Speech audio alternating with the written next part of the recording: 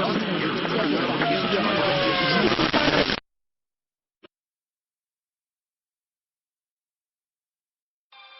nothing wrong with your television set. You are about to participate in a great adventure.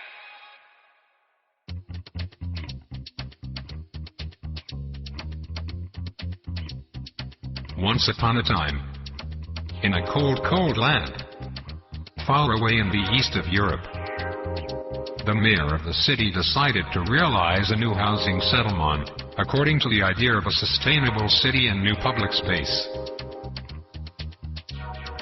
The demographical increase of the city in the last 20 years in economical upturn encouraged some citizens to move from the countryside to the city. The mayor did not want to realize just a city plan, but to use this occasion for revealing a new emotion, a new political vision.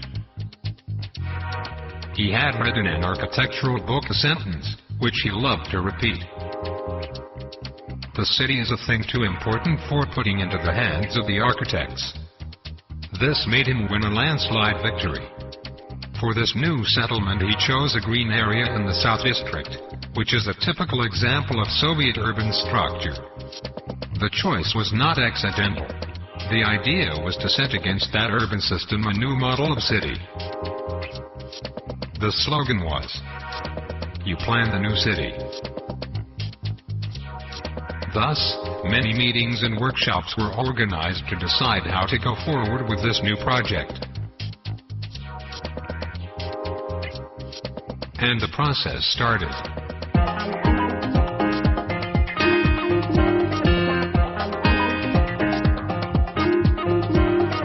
The mayor invited a famous urban planner to the workshops, who showed a lot of urban models using pictures and drawings.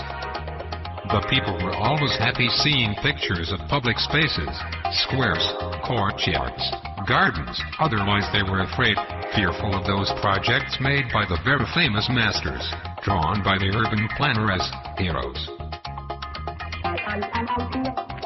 Some of the models seemed to them the outskirts of their city. People wanted to live in the real city, where between one house and the other there is just space for 2 trees. In a short time the citizens were at a crossroad. They had to take up a position in favor of a low-density city model or a dense-city area, a cluster with a very large park around it. The choice wasn't difficult to make. From the bottom of the hall was heard a voice, which convinced all the audience. The voice became a chorus. "We like a dense city."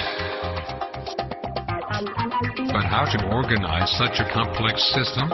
What form will the city be? This was the problem.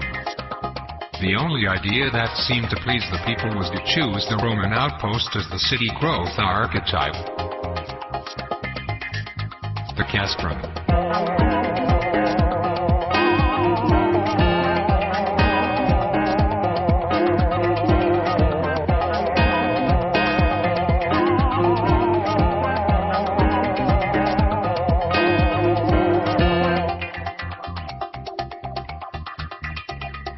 The necessity was to try out a simple plan for him.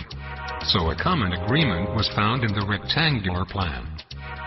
Thus the citizens had to decide which topologies of houses, which kind of buildings, which trades and facilities to have in their system, and mostly how to organize the public space they loved to have.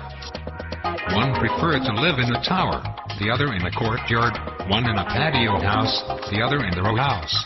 Some in a loft and others simply preferred to live in a block or in a linear building.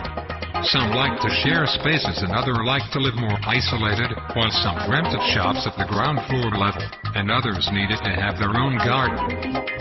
The desires were added one to the other. While the plan vision seemed outlined, again from the bottom of the hall an old man jumped on a chair and screamed, "And what about the nature?" Everybody liked the idea of filling the public space with trees, and where to localize squares and facilities.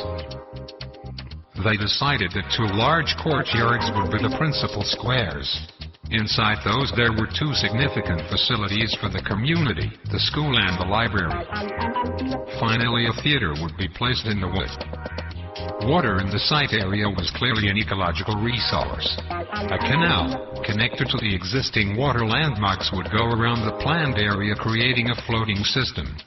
This would improve and redesign the landscape around it. The project seemed to develop on its own. Everybody took part in the process actively.